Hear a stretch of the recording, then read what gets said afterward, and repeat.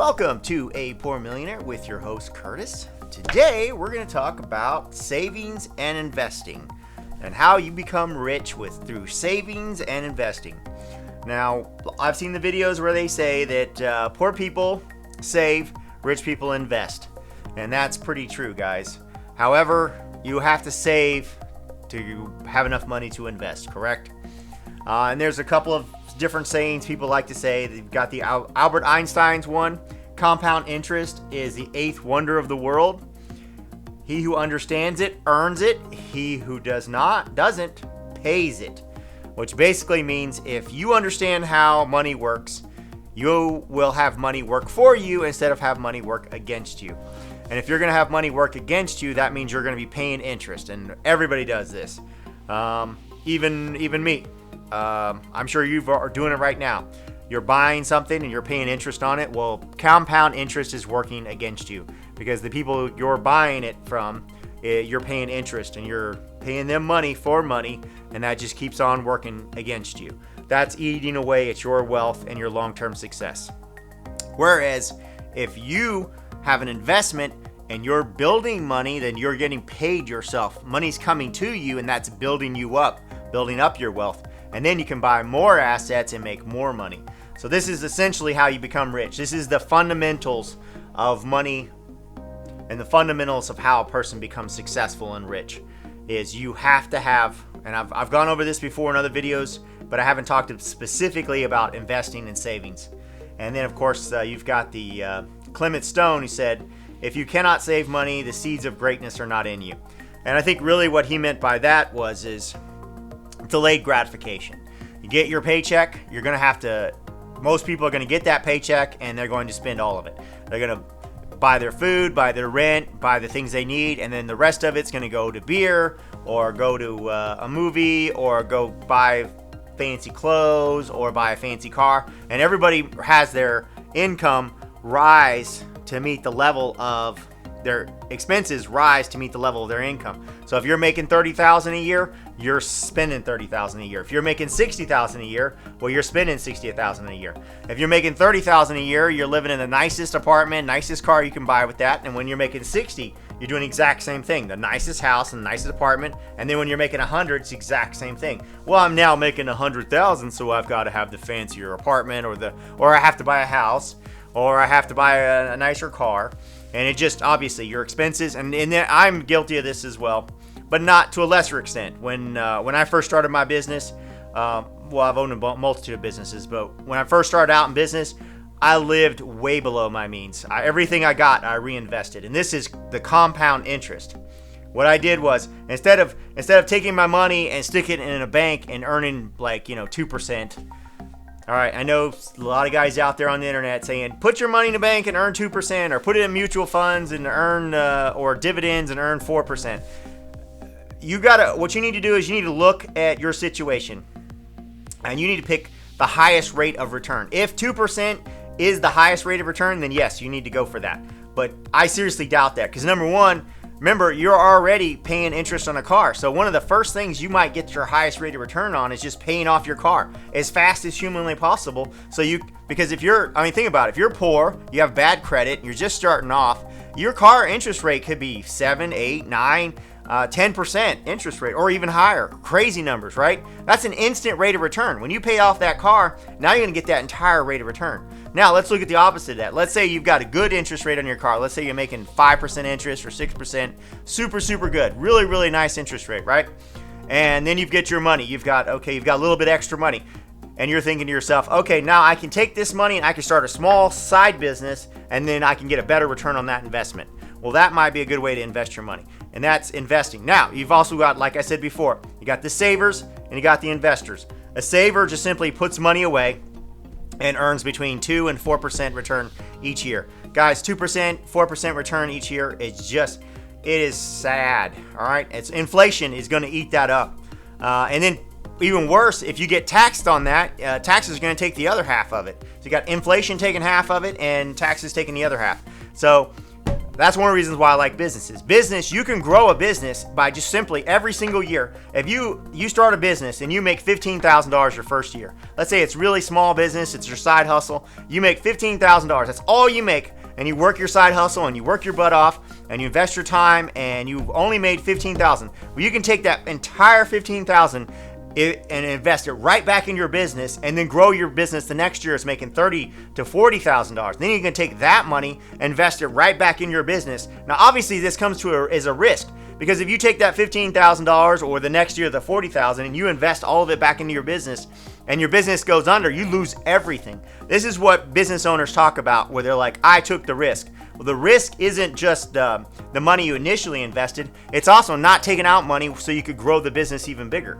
And the great thing about this is when you take your money that you made, all that money, you made that 15 or you made that 40,000, and you invest all of it back into your business, you're not going to have to pay taxes on that. And that's a massive thing, is not having to pay taxes on that amount.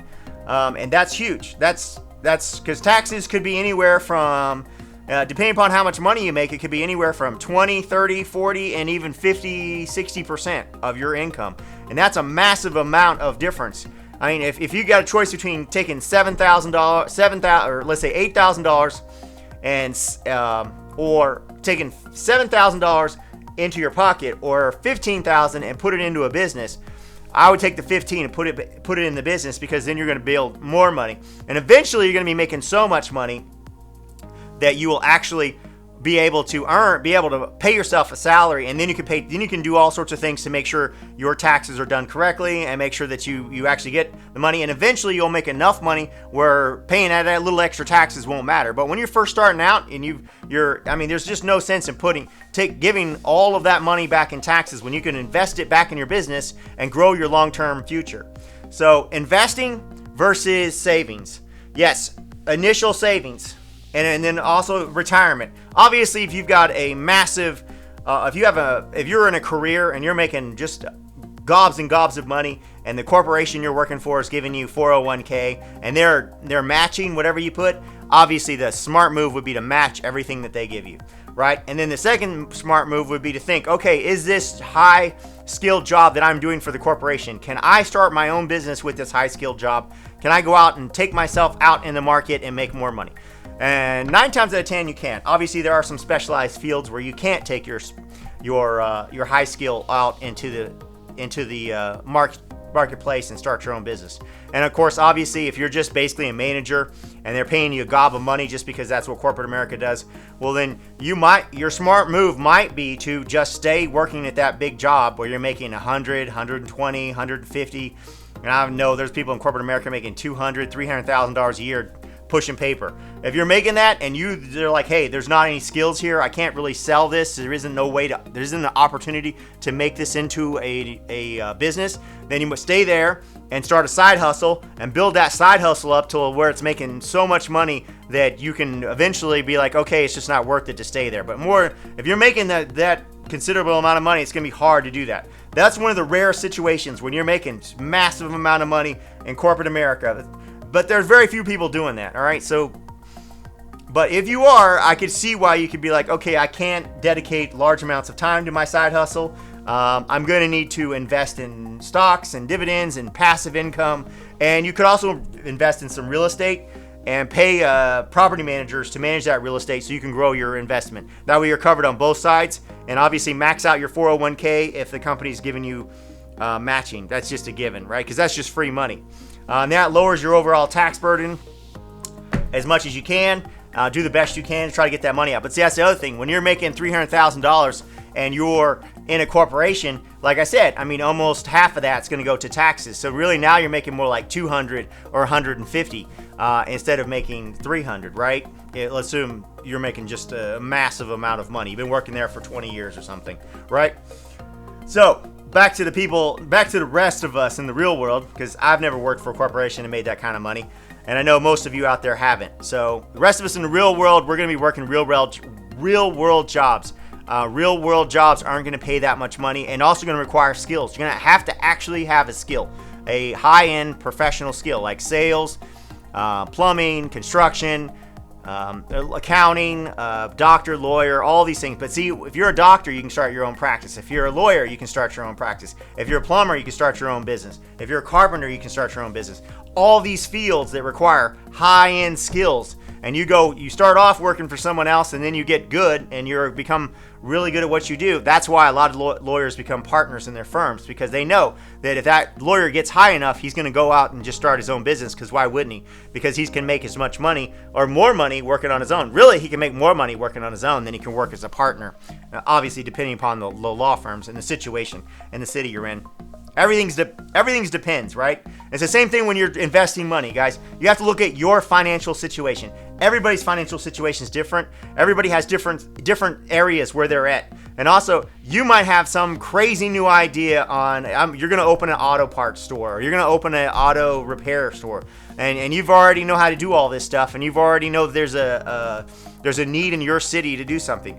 Now, almost all of these markets have really been saturated, so it's really difficult to find. But if you already know how other people are doing it wrong, and you feel like there's a future in this, and auto parts might be the worst, auto repair might be one of the worst ones, considering the electric cars are coming right around the bend, and then also automated electric cars right around the bend. I think our future, basically, we're not even going to own a car. We're just going to press something on our phone, and a car is going to pull up, and we're going to jump in it, and it's going to automatically take us to where we want to be.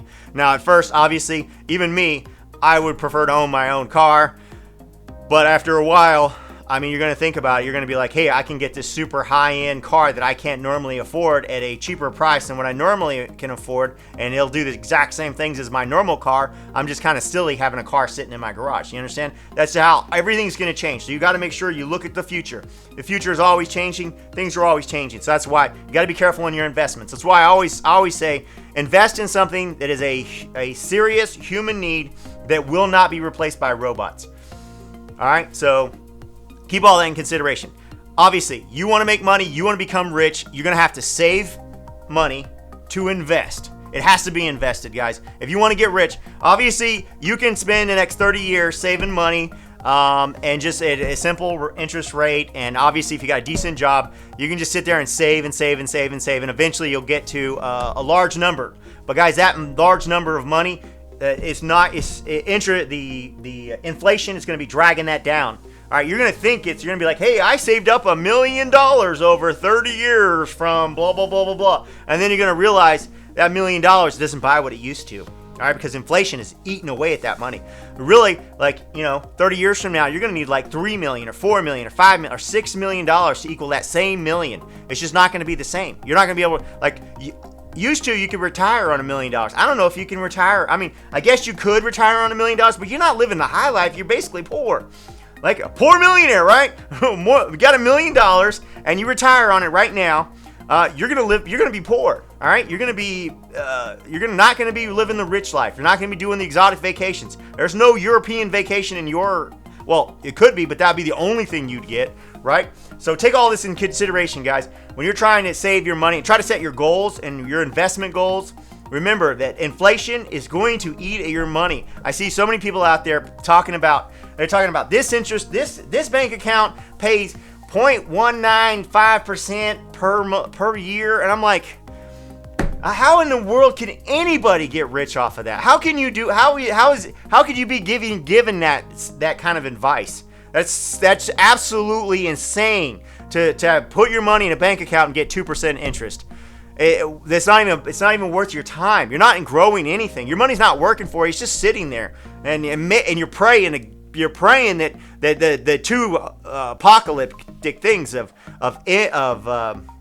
inflation and taxes aren't going to just chop the living daylights out of your money. I mean, it's just like that's one thing. Is guys, I don't have a lot of money sitting in savings. All right, I don't. All my money's in assets. Solid assets that produce income. All right, and then when I get a hold of money, I basically start looking at, all right, what do I need to buy? An asset, or am I going to spend this on fixing my current assets up? What am I going to do to make my life? I'm going to invest this money again. Either A, I'm going to invest it into my life, my own personal house, my own personal car. I was like, do I need to upgrade my car? Do I need to upgrade my house? Is my house? One thing is, my house in my neighborhood used to be the ugliest house. on the inside. Everybody else had granite countertops. Everybody else had ceramic tile, the nice fancy stuff. I was just the ugliest house on the inside. I'd already looked at everybody had upgraded. I was the last person on my block, and I finally put in the granite countertops. I finally put in the tile, and I finally fixed it up, because it just came to a point where it's like, look, I'm gonna put this stuff in whenever I have to sell this house, but I'm not gonna get to enjoy it. So I was like, well, it's kind of an investment. It's an investment for the future, because I have to put this stuff in before I sell this house. So I guaranteed I'm going to do it. It's just I'm not going to get any enjoyment out of it, because I'm going to put it in the day before I sell it. So I was like, and I come to a point where I was like, I already got extra money. So then I started fixing up my house, and I finally got to the point where I started fixing the carpet, fixing the flooring, fixing the granite countertops, and I started doing upgrades. And now my house is starting to peak above what the rest of the neighbors have. I've seen all their houses, and I've done some custom woodwork. Actually, I paid a guy and got it all cheap, but that's a whole nother story for a whole nother time. All right, guys, like I originally said, save your money to invest it. Invest in what will produce you the most rate of return on your investment. And that could simply just be paying off your car so you own your car outright. If you're poor, and what I mean by poor is, I mean you're working low income skilled job, and your car payment's taking up like 30 to 40% of your income. That should be one of the very first things that you pay off. Is just pay off your car, or take your car in, give it back to them, and buy a cheaper car cash outright, so you can start saving that money, because that car payment of $400 or $500 and the lower insurance, that's $400 or $500 a month you could have coming into you, that you could be putting into savings, or you could be building to start your business, or you could be putting into stocks and dividends, or $500 that you could be saving towards a down payment on a property or a house for yourself, where you could rent out the rooms, you could house hack, or there's a million things you could do with that money that you're now spending on a car, so you can look great. And I've been there. I've done it all. Just don't let it get away from you, all right? And eventually, yes, you're going to come back to it and say, hey, I want a nice fancy car. But if because if you just constantly spend every dollar you make and you never invest your money, you're never going to get rich. You're never going to get to that fancy car. You're never going to get to that fancy boat. You're never going to get to a fancy house. You're never going to grow. You need to reach a part of growth of your money where it can pay for the fun things that you want, all right? And when you're paying for it and you're working hard and you need to be very careful what you spend your money on. You need to make sure you're saving some of that money to invest. It has to be invested. All right, guys, I really appreciate you watching this video. I hope all you guys are paying off your credit cards, paying off your debt, investing your money wisely. Remember to press the like button. Remember to subscribe. Remember that these videos, guys, I put them out for free, so I hope you enjoy them. And if you do, leave me a comment. If you don't, leave me a comment. But obviously, subscribe and press the thumbs up button. I really appreciate it. You guys have a great night, and I'll talk to you tomorrow.